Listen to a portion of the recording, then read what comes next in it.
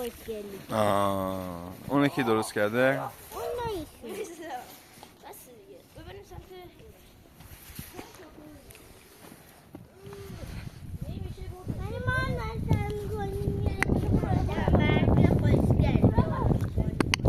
ازم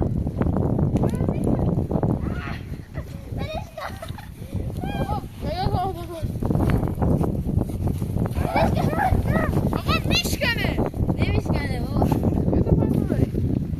هستی تو بالا دوباره ببری.